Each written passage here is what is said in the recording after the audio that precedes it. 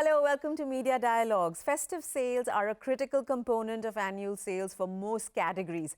This year, it's also the first full-fledged festive season since the pandemic. Onam, Ganesh Chaturthi, Navratri are done and all eyes are on Diwali, that's later this month. E-commerce platforms have already clocked some 40,000 crores in sales in the last week of September, according to some reports. Besides cars, jewelry and smartphones, apparel, furniture, home decor are high on the shopping list. To get a sense of the trends and consumption patterns in home decor, lifestyle and gifting this year, I'm talking to designer Krsnaa Mehta. He's also the founder and executive director of India Circus, that's now owned by Godrej & Boyce. Krsnaa, welcome. Lovely to see you. Lovely to see you too. Everyone's been talking about these mind-boggling numbers that at least the e-commerce guys are putting out. India Circus is actually in the retail space, in the physical space. Of course, you have e-commerce, but let's start with what it has been like so far, the festive season for you. I guess every year, H2 is when sales sort of pick up. So we projected a good Q3 and we are witnessing it right now. H1 or the first half of the year was not as exciting as you would have liked it to be. Why do you think it was subdued? And in this quarter, third quarter, do you see things come good? When I say H1 was a bit, we met our targets, etc., but I expected the sort of the bounce back to be more. Yeah. And I guess it took a little time because probably people were waiting for the festive season to start their shopping spree. Yeah. Why do you think that bounce back didn't happen? Because, a lot of people are talking about revenge shopping and also pent-up demand.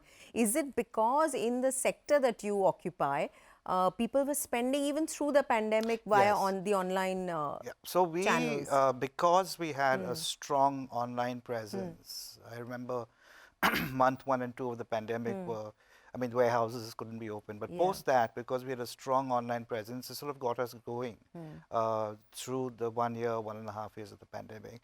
And you're right, perhaps, because everyone sort of did up their homes already. Everyone started entertaining in their homes sort of post-pandemic. Everything was ready. And I think the next best time to shop is the season time when you want uplift your space. Yeah. And we are sort of players in what I call the fast fashion business, where things can change because things are not very expensive. Yes. So you can use and then buy more and then use and then buy more, which is, I think, a concept that's good because I think with all that's environmental sustainability is not such a big priority for your customers or for you. Is that what you're saying? No, it is. We have a whole range of copper. We have a whole range of bamboo. But what I mean by fast fashion is we don't produce as much.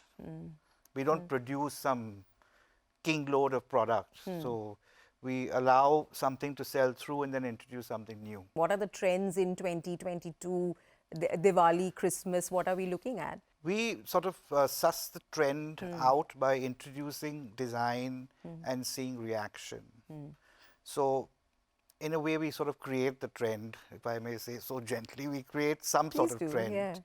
And I see a lot of people now, as you may have seen elsewhere, this whole tropical feel is sort of coming back. I think people's likeness for nature and love for nature has grown post-pandemic.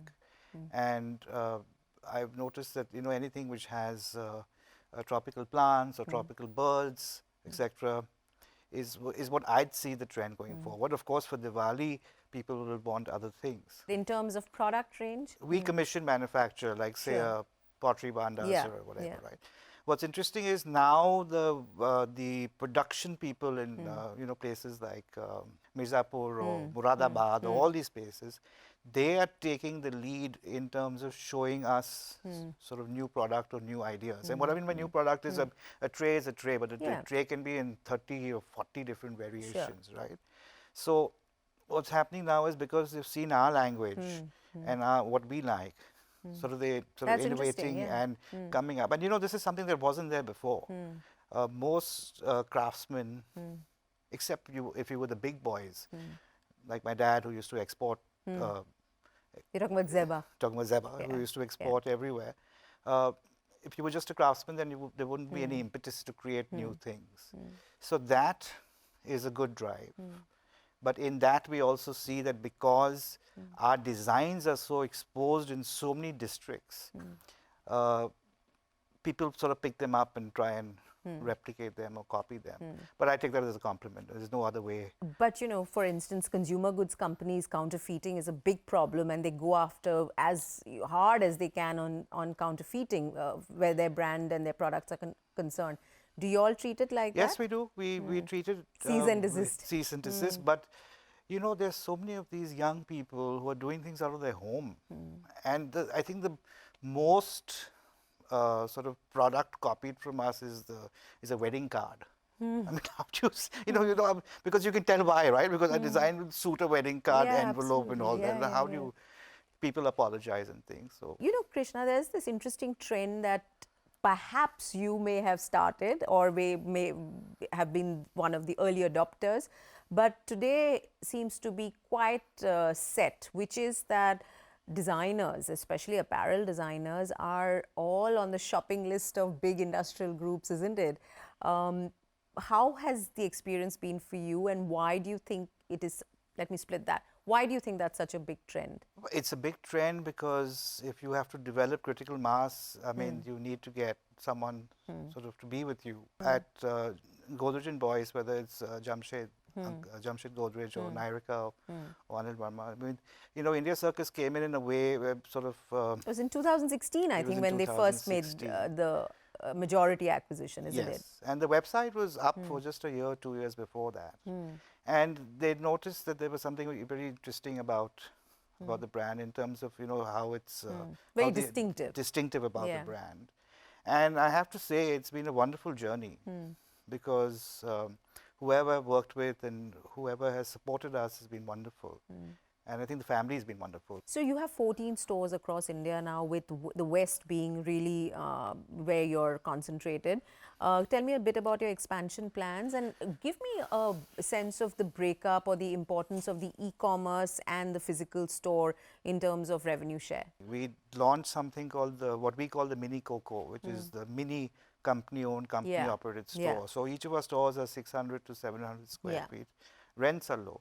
These stores provide sales from the store, but they also provide marketing support to first-time India Circus brand experiencers. And, you know, it's like the cost of a hoarding or a newspaper ad per store. So our intention is to sort of create these mini Cocos in as many cities and in many spaces as we can. The pandemic, of course, delayed a lot of the expansion plans. Now, we are launching, I mean, we are growing our stores, but we're doing it in a very calibrated way in the sense we want to be in the right neighborhood or the right mall. I mean, there's no point just opening a store. Because retail is very expensive, isn't it? Retail is expensive, and then, you know, if you make the wrong choice of location, then what's the point? E-commerce, how much would that contribute to your revenues? Well, today I think we are about a 60-40. 60 e-commerce, 40 stores. Oh, really? This season we will see e-commerce jump up what we are talking about today. So the trends that are playing out on the large e-commerce platforms, you see that happening even with niche players like you at this point of time? Of course. So e-commerce will be the impetus? Well, we see that we don't have stores in so many cities. But we have a fan base or a client base or a newly acquired client in so many places. Remember, we're also growing the brand, so we're gathering new customers all the time. And through what? What's the source of these new customers? Well, we spend quite a bit of money on online marketing. We do your Facebook campaigns, and it's all paid, of course. Yeah, of course. And your Google and you know. So digital marketing. And I have to tell you, for someone like me, it's this. Everything has just been this learning because you know we're all learning at the same time. I think about 2-3 years ago, you had made a statement saying that you expected India Circus to be a 100 crore rupee brand by 2020. We're 2022. How off course or on course are you to that target that you had set? We are pretty much on course. It's the year's delay. But I think by the end of next year, we should be, this year included, by the end of next year, we should be on track. But once again, you know, there's no point sort of expanding foolishly. One has to decide where one wants to. Even today, for instance, next month, we have 2 stores opening, the month after that. So we are sort of going at it. the good news of the strategy is that the last 4 stores have all broken even in the first month. Give me a sense of the kind of demand that you're seeing. Tell me what is working in the stores that you have. People now want to experiment. They want to bring a bit of their own personality into their spaces. So that's interesting. Also, I think price is important. So at India Circus, of course, we've launched a series of products now that are even more affordable than what the original price points were. So now we have a set of 5 cushion covers, for instance, for $700.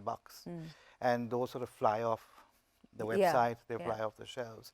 Also, I think that the way homes are structured these days with even other players in the paint business, etc., people are wanting their homes to be better.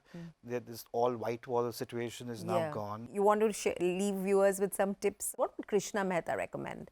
I recommend that you sort of see your space as something that you want to create magic out of, and how you do that is you do that with very simple things. You do it with lighting, you do it with textile, you do it with rugs, with cushions, and of course furniture, and things like that. So I think try and be more adventurous.